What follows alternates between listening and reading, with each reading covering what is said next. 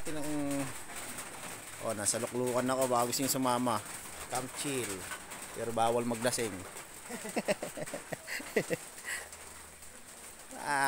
Tag-ulan, hirap ng daan. Ay nakakita ng suha. Suha na parang nyug, lintik kumamunga. Ayun oh.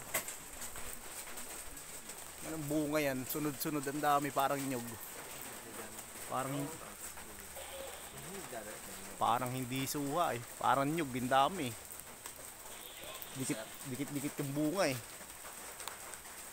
Luklukan, oh. Maulan ngayon pero masarap pumunta, malamig. Lalo na sa may mga jowa. Sa single, nako ewan ko lang. May EDB 3 available. Ayun, may libre suwa. Nag-deliver na ako, may libre pa suwa. Laki. Mas malaki pa sa jowa nyo. Tik pa tayong bagsakan. Oy, salamat sa libre. Hindi na sayang yung pagod ko sa luwak. Sir, magkano ano dito? Magkano ang overnight? 500 sir per head. Per head. Ano ang mga pre nun, sir? All in na yun sir. May Kasama na yun din. Kasama ng tent pitching tsaka car camping dun sir. May pagkain ng libre wala. Ay wala po. Yun lang Bring your own, hindi lang kasama.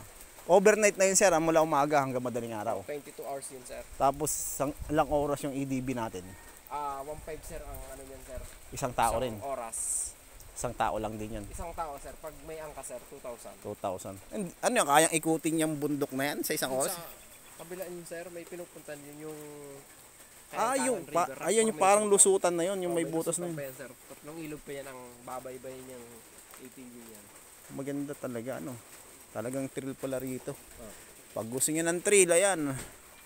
Lapit na naman ng summer, alam nyo na saan kayo pupunta. Sigurado summer to, maganda na. Opo. Ngayon maulan lang, kaya pero tahimik, sarap.